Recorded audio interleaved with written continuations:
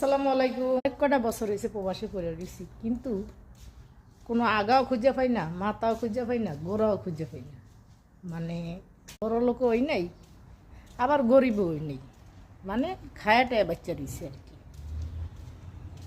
এই কারণে চিন্তা করছি আর প্রবাসী থাকুন না, পেটে বাতে বাংলাদেশও খায় থাকুন যায় হুদাই। আরও কষ্ট, ফ্যামিলি থিয়া থাকা কষ্ট, একদিন প্রচুর পরিশ্রম হয়, ওই কষ্ট, মানে কষ্ট চতুর্দিকে। তো এই কারণে আল্লাহ বাঁচাইলে সামনে বছরকার ইনশাল্লাহ বাংলাদেশে যাবো।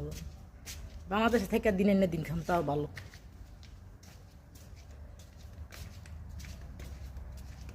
আর কি সিদ্ধান্ত নিছি, 2টা টাকাও রাখতে পারি না মাস শেষে। তো এই কারণে আরও কষ্ট, ফ্যামিলির থেকে দূরে আসি, এটা সবচেয়ে বড় কষ্ট।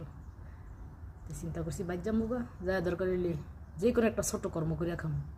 আমাকে তো আর বড় কর্ম করা সম্ভব না, কারণ একটা ব্যবসা করতে গেলে, একটা কিছু করতে গেলে হইলে বড় বড় ধরনের একটা ক্যাশ লাগে। ওই ক্যাশটা তো আর আমগো নাই গিয়া, সীমিত কিছুর ভিতরে কিছু একটা করে খাম।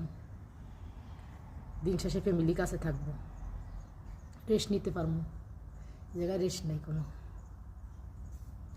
কাপড় দিয়েছি কতুরি, মানে দিয়ায় আর রোদে